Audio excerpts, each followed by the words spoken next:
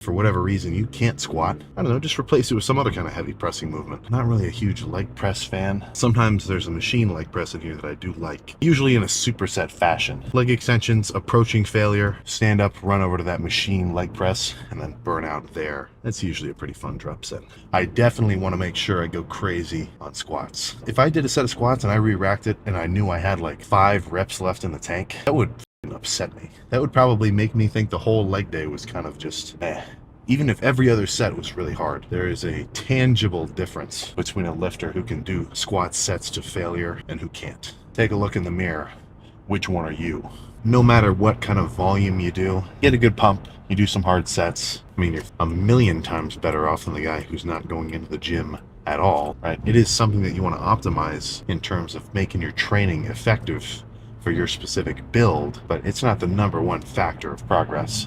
If you're a lifter outside of the gym more so than you are a lifter in the gym. You know, the gym, hour and a half max, you go in there, go hard, and that's what, like 8% of your day you should be doing your cardio and, you know, getting your diet down, meals, everything else. That's the other 90% of your day.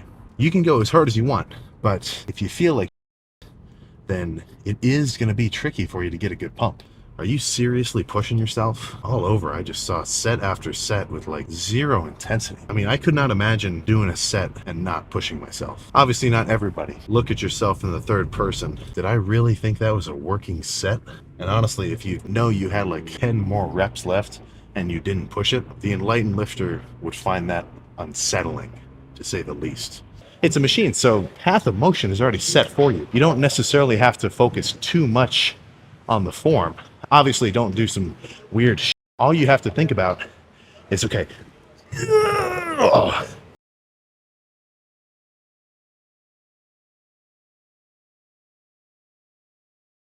Friday night, but let's throw this around.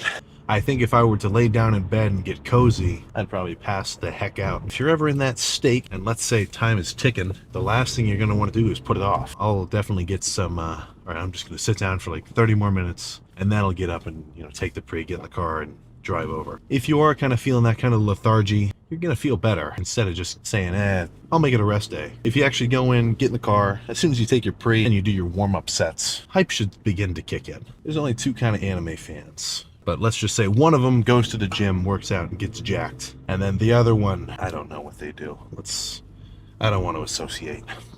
But arms, triceps first, forearms are going to happen at the end. I think if you've tweaked something, you don't want to re-injure it, but you do want to get it moving around. You know, I pulled my hamstring pretty bad.